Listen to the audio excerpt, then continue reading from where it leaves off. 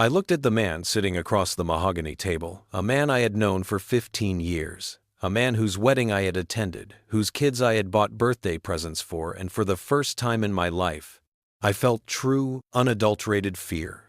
He didn't scream, he didn't throw a chair, and he didn't threaten to sue me. He just adjusted his glasses, smoothed out the piece of paper in front of him, and looked at me with eyes that were so incredibly empty that I felt a chill run down my spine that I can still feel today. I had just told him that I was forcing him out of the company we built together, that he was obsolete, that the board agreed with me, and that he was lucky to be walking away with a severance package at all. I expected tears. I expected a fight.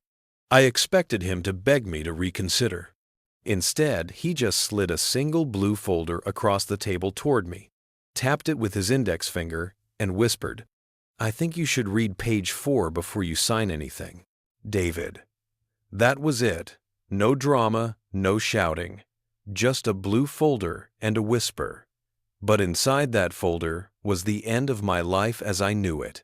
It was the moment I realized that while I was busy being the face of the company, shaking hands and taking credit, he had been the brain, the nervous system, and the soul, and he had engineered a failsafe that I never saw coming.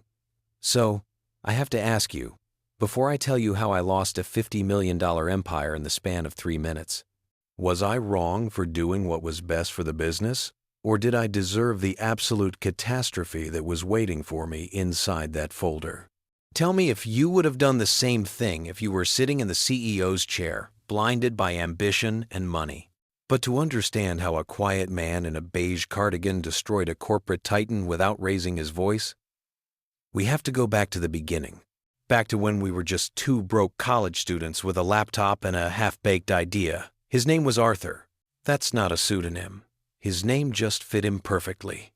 He was an Arthur, quiet, unassuming, always wearing clothes that were slightly too big for him, blending into the background of any room he entered. I, on the other hand, was the loud one. I was the guy who could sell ice to an Eskimo, the guy who was president of the fraternity, the guy who always had a plan to get rich. We met in a computer science elective. I was failing, and he was acing. I needed a tutor. He needed a friend. It was a transactional relationship that turned into a genuine partnership. I realized quickly that Arthur was a genius, specifically in logistics algorithms. He saw patterns where other people saw chaos. I remember sitting in our dorm room while he explained how he could optimize delivery routes for local couriers to save 20% on fuel costs. It was brilliant. It was unsexy, boring, back-end work, but it was brilliant. I told him, "Arthur, we can sell this. I can sell this." Dynamic. I was the mouth, he was the mind. We started Logitech out of a garage, cliché as it sounds. I handled the investors, the clients, the marketing, and the hiring. Arthur sat in the corner with his noise-canceling headphones, coding, organizing, and structuring the entire back end of the operation. For the first 5 years, it was perfect. We were a two-headed dragon. I would walk into a meeting with a potential client, charm them, promise them the moon, and then I'd go back to the office and say, "Arthur, figure out how to give them the moon." And he would. He never complained. He never asked for the spotlight. When we won the Tech Startup of the Year award 3 years in, I went up on stage to accept the trophy. I gave a 10-minute speech about vision and grit. Arthur was sitting at table 42 near the kitchen because he forgot to RSVP on time and I didn't check for him. I didn't mention him in the speech. I told myself it was an accident, a heat of the moment slip. But deep down, I think the seed of arrogance had already been planted. I started to believe my own hype. I started to believe that I was Logitech. After all, I was the one on the magazine covers. I was the one the employees looked to for speeches. Arthur was just the furniture. Necessary, reliable, but ultimately replaceable. Or so I thought. As the company grew to a valuation of 10 million, then 20, then 50, the dynamic shifted. We brought in a board of directors, venture capitalists, who cared about aggressive growth and trimming the fat. Arthur wasn't fat, but he was slow. He was methodical. He refused to release an update until it was perfect, which drove me insane. I wanted speed, he wanted stability. I started overruling him in meetings. I remember one specific Monday morning meeting where he raised a concern about our server architecture scaling too fast. He said, "David, if we double the user base next month without rewriting the core database script, we're going to have latency issues." I rolled my eyes. I literally rolled my eyes in front of the entire executive team. I said, "Arthur, stop being a pessimist. We need growth. Fix it on the fly. That's what we pay you for." The room went silent. It was the first time I had openly disrespected him as an employee rather than a partner. He didn't say a word. He just wrote something down in his little black notebook. He always carried that thing, and nodded. "Understood," he said. That was it. No fight. Just understood. Over the next 2 years, that became the norm. I marginalized him. I hired a CTO under him, essentially demoting him without changing his title. I stopped inviting him to the high-level strategy dinners. I convinced myself that he was happy in the shadows, that he didn't want the pressure of leadership. I told myself I was protecting him. But the truth is, I was ashamed of him. He didn't look the part of a $50 million founder. He wore sweater vests and drove a 10-year-old Honda. I drove a Porsche and wore bespoke Italian suits. I wanted him out of the picture, not legally, but optically. Then came the offer. A massive conglomerate, Omni Global, wanted to acquire us. The number was staggering. It was generational wealth money. But there was a catch. The Omni Global executives sat me down for a private lunch, just me, no Arthur, and told me, "David, we love the brand, we love the client list, and we love you as the CEO. But your back-end operations, and they're a bit antiquated. We have our own systems. We're going to migrate everything to the Omni Cloud. We don't need your legacy architecture, and frankly, we don't see a role for your co-founder. He doesn't fit the culture." They wanted me to cut him. They wanted me to force Arthur out before the acquisition so the transition would be clean. If I did it, I'd get a massive signing bonus and a seat on their global board. If I didn't, the deal might fall through. I went home that night and drank half a bottle of scotch. I tried to rationalize it. I told myself Arthur was already checking out. I told myself he was rich enough with his current equity. He could retire and play with his model trains or whatever he did. I told myself this was business, not personal. The next morning, I called a secret emergency board meeting. I laid it out. The board was greedy.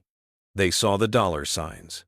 They voted unanimously to remove Arthur as an active officer of the company, offering him a buyout of his shares at a non-negotiated rate, effectively stripping him of his power.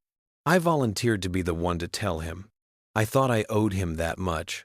I thought I could spin it as a retirement or a new chapter. I walked into his office that afternoon.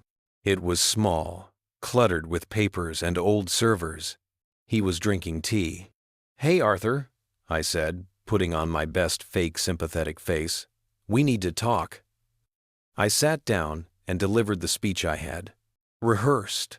I told him the industry was changing. I told him the acquisition required a streamlined leadership structure. I told him we were prepared to offer him a generous severance, but he had to step down effective immediately. I placed the contract on the desk. It was a brutal document. It stripped him of his voting rights, his office, and his access to the building. It was a betrayal of the highest order. Arthur listened to the whole thing without blinking. He sipped his tea. He looked at the contract, then he looked at me. "So, it's decided then?" he asked softly. It is, I said, trying to sound firm. It's for the good of the company, Arthur. You'll still be wealthy. You can relax. He nodded slowly. Relax. Yes. I suppose I have been working quite hard. He reached into his desk drawer and pulled out that blue folder I mentioned earlier. He placed it on top of the severance agreement. I anticipated this day might come, David, he said. You've been different. Lately. More. Hungry. Less careful. I frowned. What is that? He pushed the folder toward me. That is the documentation regarding the ownership of the CoreLogic algorithm. I laughed nervously. Arthur, the company owns the algorithm. We wrote it. It's Logitech property.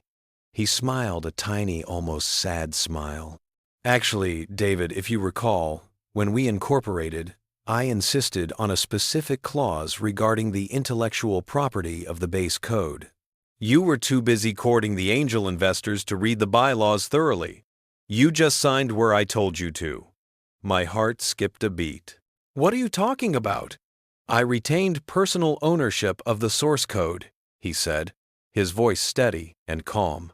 Logitech has an exclusive, royalty-free license to use it, as long as I am an active officer of the company. The moment my employment is terminated without cause, or if I am forced out, the license is revoked immediately. So that's the situation I was in, and I had to make a choice. Before I tell you what happened next, I want you to pause and comment below what you would have done in my shoes. Would you have tried to bluff him? Would you have begged? Or would you have called security? I was staring at a man I had underestimated for a decade, holding a grenade with the pin pulled, and I didn't know if he was bluffing. Let me know in the comments, whose side are you on? The visionary who built the value, or the worker who built the product? Because what happened next changed everything. I opened the folder. My hands were shaking. There it was, in black and white, signed by me 15 years ago. The clause was airtight.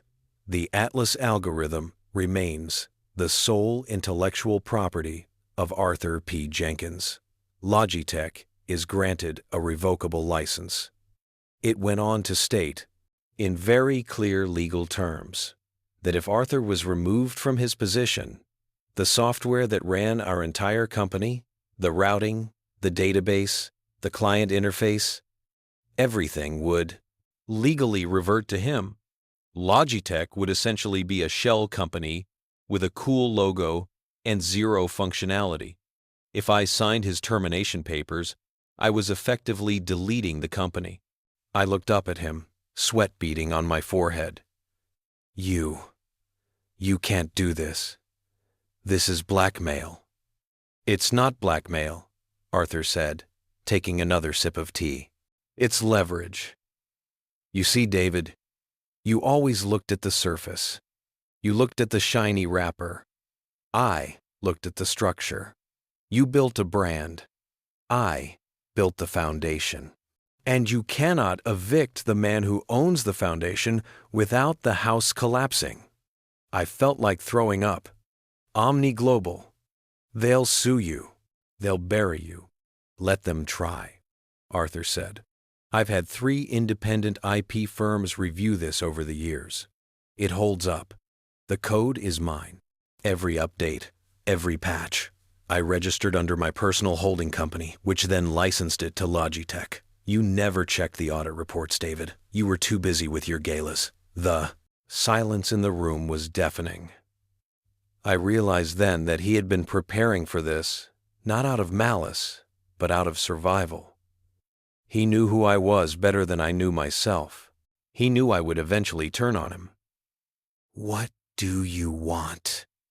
I whispered. Do you want more money? Half the buyout? Arthur stood up. He looked around the small, cramped office I had left him in for years. I don't want the money, David. I don't care about the buyout. I want the company. What? I want you to resign, he said simply. I want you to sell your shares to me for the initial valuation price, the price from 10 years ago. And I want you to leave today. I stood up, furious. Are you insane? My shares are worth $25 million. You want to buy them for, what, 100 grand? My plest. Take it or leave it, he said. If you don't, I walk. I take the code.